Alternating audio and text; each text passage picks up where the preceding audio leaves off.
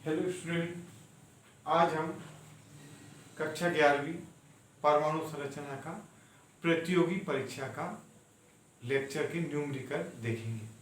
तो जो पहला न्यूमेरिकल है, 4 न्यूमेरिकल कराएंगे, वो है एक गतिशील कण की तरंगदैर्घ्य 200 पिकोमीटर है। एक इसमें जो पूरे गणित हैं ये हैं डी ब्रोगली तरंगदैर्घ्य के, ये डी ब्रोगली कॉन्सेप्ट के गणित हैं। एक गतिशील कण की तरंगदैर्घ्य 200 पिकोमीटर है, इसके संवेग की गणना कीजिए।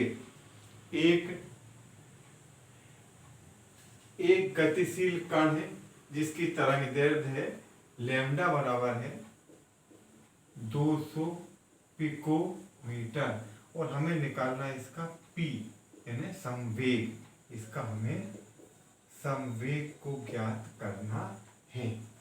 तो अब डी ब्रोगली जो तरंगदैर्घ्य है उसका हमें सूत्र आपको बताता हूं कि लैम्डा बराबर h/p। कुछ भी नहीं करना है। तो अब पर दिक्कत क्या है, h का मान है मीटर में, है ना, kgm²(-1) और ये जो लैम्डा दी है ये दी है पिकोमीटर में। तो यहाँ पर हमें सबसे पहले लैम्डा बराबर एक क्वेश्चन लगा दिया, ये हमें ज्ञात करना है 200 पिकोमीटर। तो 200 और पिको का जब हमने हटाते हैं तो आते हैं 10⁻⁻12। तो पिको को हमने हटा दिया तो हो गया 10⁻⁻12 मीटर, मतलब 2 × 10⁻10 मीटर। अब बस केवल पुट करना है मान, लैम्डा बराबर h/p। तो p बराबर h/लैम्डा। h का मान 6.626 × 10⁻34 और लैम्डा का मान 2 × 10⁻10। तो p बराबर ये होगा 10⁻24, ये 10 ऊपर गया हट गए 24 हो गए और ये भाग हुआ 3 2 3 6 2 3 6 2 1 2 2 3 6। तो ये हो गया 3.1 × 10⁻3.313 × 10⁻24। अब देखना, संवेग होता है द्रव्यमान गुणित वेग। संवेग होता है द्रव्यमान गुणित वेग। द्रव्यमान की इकाई होती है kg और m की इकाई होती है मीटर पर सेकेंड। तो संवेग की इकाई क्या होगी, kg मीटर पर सेकेंड या kg ms-1, kg ms-1 या kg मीटर पर सेकेंड। तो बिल्कुल सरल सवाल था। इस सवाल में तुम्हें डी ब्रोगली तरंगदैर्घ्य दी हुई थी और उसका संवेग तुमको ज्ञात करना था।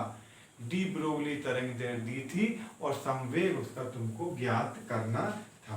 ठीक, अब इसके बाद ये हो गया पहला सवाल।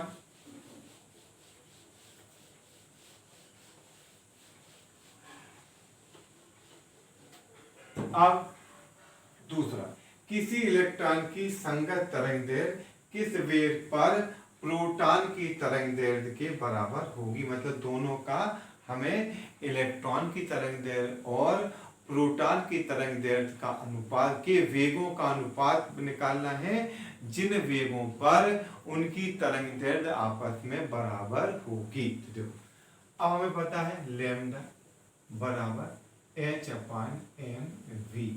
पहले मैंने इसको लगाया इलेक्ट्रॉन के लिए, तो लैम्डा e बराबर h तो दोनों के लिए समान होगा me गुणित ve। इसको लिख दिया समीकरण ए। मतलब क्या हुआ बेटा, ये मैंने ये लैम्डा ई मतलब इलेक्ट्रॉन की तरंगदैर्घ्य, me मतलब इलेक्ट्रॉन का वेग और me मतलब इलेक्ट्रॉन का द्रव्यमान और v मतलब इलेक्ट्रॉन का वेग। अब मैंने लगाया प्रोटॉन के लिए लैम्डा p बराबर h/mp × vp। ये जब p लिखे हैं इसका मतलब है प्रोटॉन की। तो लैम्डा p बराबर प्रोटॉन की तरंगदैर्घ्य, mp मतलब प्रोटॉन का द्रव्यमान और vp मतलब उसका वेग। अब क्या होता है हमें पता, दोनों की तरंग दैर्घ्य किन वेग के अनुपात पर बराबर होगी। तो अब हमने क्या करना है, दोनों की हमें दिया है कि लैम्डा ई बराबर लैम्डा पी, दोनों को बराबर कर दिया। क्या होगा, एच अपान एम ई गुणित वी ई बराबर एच अपान एम पी गुणित वी पी। एच से एच कैंसिल, तो क्या होगा कि वन अपान एम ई गुणित वी ई बराबर 1 अपान एम पी गुणित वी पी। तो इसको मैंने यहाँ ले गए, तो एम पी बटे एम ई बराबर वी ई बटे वी पी। वी ई बटे वी पी बराबर एम पी बटे, जब ये एम पी ऊपर चला गया ये पी। अब हमें इलेक्ट्रॉन और इनके द्रव्यमान पता है, ये दिए हुए हैं। ये दिया है प्रोटॉन का द्रव्यमान और ये दिया है इलेक्ट्रॉन का द्रव्यमान। प्रोटॉन का द्रव्यमान है 1.67 × 10⁻27 किलोग्राम और इलेक्ट्रॉन का द्रव्यमान है 9.1 × 10⁻31 किलोग्राम। दोनों के द्रव्यमान दिए हुए हैं, दोनों के द्रव्यमान हमने पुट कर दिए। तो चलो ये यहां कर देता हूं, तो क्या हो गया, Ve बटे Vp बराबर, दोनों के मान रख दिए, 1.67 × 10⁻27 बटे 9.1 × 10⁻31। तो बेटा ये जो है ये बच गया 10⁻4, ऋण 31 ऊपर आके धन 31 हो गया, ऋण 27 में से घटा तो ये बचा 10⁻4। फिर इसमें 1.67 में 9.1 का भाग हुआ, 1.67 में 9.1 का भाग दिया, तो ये हो जाएगा 0.1836, यानी Ve बटे Vp बराबर, तो हो गया। अब इसमें इसका गुणा कर दो तो हो जाएगा 1836। मतलब जब इलेक्ट्रॉन का वेग और प्रोटॉन के वेग का जो अनुपात है ना, जब 1836 होगा तो मतलब प्रोटॉन की जो तरंग दैर्घ्य, इलेक्ट्रॉन की तरंग दैर्घ्य प्रोटॉन की तरंग दैर्घ्य के बराबर होगी। चलो एक बार अपन और देख लेते हैं। ये हुआ Ve H अपान एम ई, Ve बटे Vp बराबर Mp बटे Me। Mp का मान हो गया, Mp का मान हो गया ये प्रोटॉन का द्रव्यमान, ये हो गया इलेक्ट्रॉन का द्रव्यमान, इसका ये ऊपर 4 चला गया तो हो गया 1836। तो Ve बराबर 1836 गुणित Vp। तो ये हो गया तुम्हारा दूसरा सवाल। अब दो सवाल हो गए, अब तीसरा सवाल। एक इलेक्ट्रॉन की, हाँ इसमें लिख देता हूं मैं, एक इलेक्ट्रॉन का वेग प्रकाश के वेग का 1% है, तो इलेक्ट्रॉन की तरंग दैर्घ्य ज्ञात कीजिए। एक इलेक्ट्रॉन का वेग प्रकाश के वेग का 1% है, तो हमें इलेक्ट्रॉन की तरंग दैर्घ्य ज्ञात करना है। अब देखना, इलेक्ट्रॉन का वेग तो प्रकाश का वेग c बराबर हो गया 3 × 10⁸ मीटर पर सेकेंड। तो अब वो क्या कह रहा है कि जो इलेक्ट्रॉन का वेग है ये प्रकाश के वेग का 1% है। तो देखो हम जब जमाएंगे, जबकि यदि 100 प्रकाश का वेग है तो इलेक्ट्रॉन का वेग होता 1, जबकि 100 प्रकाश का वेग है तो इलेक्ट्रॉन का वेग कितना होगा 1। तो प्रकाश का वेग कितना है 3 × 10 के ऊपर 8, तो हो जाएगा 1/100 × 3 × 10 के ऊपर 8। तो ये 100 ऊपर जाके 2 कम हो जाएगा, 3 × 10 के ऊपर 6 मीटर/सेकेंड। ये हो गया इलेक्ट्रॉन का वेग। अब बिल्कुल सरल सवाल हो गया। इलेक्ट्रॉन का वेग हो गया 3 × 10 के ऊपर 6। अब हमें पता है कि लैम्डा बराबर h/mv। हमें पता है लैम्डा बराबर h/mv। h जो है ये है प्लांक कांस्टेंट 6.626 × 10 के ऊपर -34। m है इलेक्ट्रॉन का द्रव्यमान 9.1 × 10 के ऊपर -31। v है वेग, तो वो कितना निकाला 3 × 10 के ऊपर 6। सब एक इकाई में है m केस में। तो बेटा ये हो गया 6.626 गुणित बटे में आ गया 9.1 गुणित 3 और ये गुणित हो गया 10 के ऊपर -34। तो ये इसको घटाएंगे तो बचेगा 10 के ऊपर -3, ये 6 भी ऊपर चला जाएगा तो जाएगा 10⁻⁹। ये हो जाएगा 10⁻⁹। ये आएगा मीटर में, क्योंकि हम MKS में कर रहे हैं। अब एक बार फिर देखो 31, ये 34 ऊपर गए तो हो गए 30, ये हो गए 40, ऋण के 40 और ये धन के 31 तो हो जाएगा 9।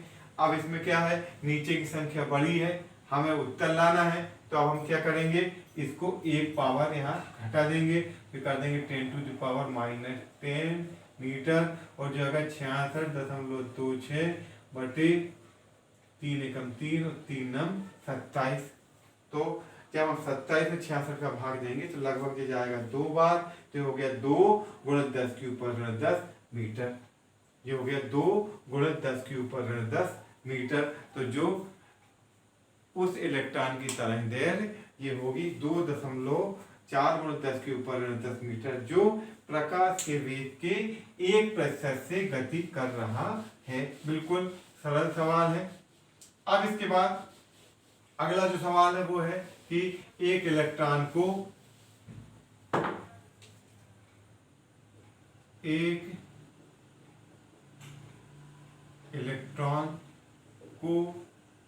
100 वोल्ट से त्वरित किया जाता है तो इलेक्ट्रॉन की तरंग दैर्घ्य ज्ञात कीजिए। एक इलेक्ट्रॉन है जिसे 100 वोल्ट से त्वरित किया जाता है तो इलेक्ट्रॉन की तरंग दैर्घ्य ज्ञात कीजिए। अब तुमको मैं याद दिला दूं, लैम्डा बराबर h/√2m इंटू काइनेटिक एनर्जी। और जो काइनेटिक एनर्जी है ये होती है, ये जो गतिज ऊर्जा है काइनेटिक एनर्जी बराबर होती है E into V। V volt है और E इलेक्ट्रॉन का आवेश है। तो बेटा इलेक्ट्रॉन का आवेश 1.6 × 10 के ऊपर -19 बहुत बार हो गया। और कितने वोल्ट से त्वरित हो रहा है 100 से। इलेक्ट्रॉन का आवेश होगा 1.6 × 10 के ऊपर -19 और कितने वोल्ट से त्वरित हो रहा है 100 से। तो ये हो जाएगा 1.6 × 10 के ऊपर -17। कहीं 19 है, धन का 2 है तो बचेगा धन -17। अब बस इसमें हमें केवल वैल्यू पुट करनी है। तो ये हुआ 6.626 गुणित 10 के ऊपर ऋण 34 बटे √2 इंटू 9.1 गुणित 10 के ऊपर ऋण 31। ये हो गया इलेक्ट्रॉन का द्रव्यमान। और काइनेटिक एनर्जी हो गई 1.6 गुणित 10 के ऊपर ऋण 17। ठीक, 10 के ऊपर ऋण 17। अब जरा हम देखें तो देखो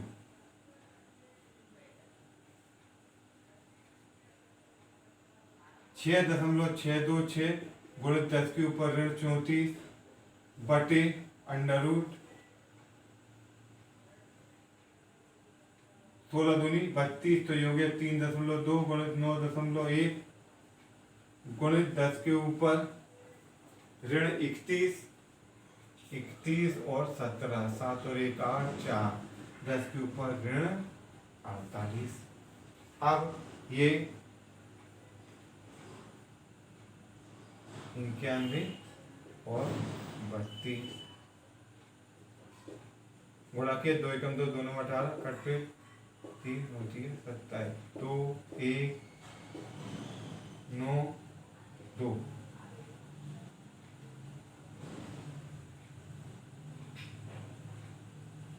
ये होगा 6.626 गुणित 10⁻34 अपान 29.12 गुणित 10 के ऊपर ऋण 48 के √. मतलब लगभग ये है बेटा 30।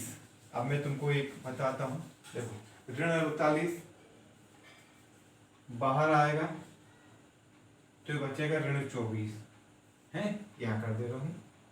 ये हो गया, ये ऊपर बच गया, ये बच गया नीचे 10 के ऊपर ऋण 24 और ये ऊपर है 10 के ऊपर ऋण 34। तो ये 10 के ऊपर ऋण 10 तो ये आएंगे, ये आ गया 10⁻10। अब ये 6.6 है और बटे है 29 का निकलेगा वर्गमूल। तो 5 का 25, 6 का 36, मतलब ये जाएगा 5 पॉइंट समथिंग, 5 दशमलव कुछ। और 5 दशमलव कुछ का जब इसमें 5 दशमलव कुछ का भाग आएगा तो जाएगा 1.22 गुणित 10 के ऊपर ऋण 10। तो इसका आंसर होगा 1.22 इंटू 10⁻10 मीटर। तो ये जो है ये आपको मैंने चारों सवाल कराए डी ब्रोगली तरंग दैर्ध्य के। तो अब हमारा लगभग एटॉमिक स्ट्रक्चर का ये कॉम्पिटिटिव पूरा हो गया। अब इसके बाद आपको इसके न्यूमेरिकल सॉल्व करना है, क्वेश्चन सॉल्व करना है। एक आध लेक्चर का और रह गया है तो वो मैं 1-2 दिन में आपको करा दूंगा। ओके बेटा, थैंक यू।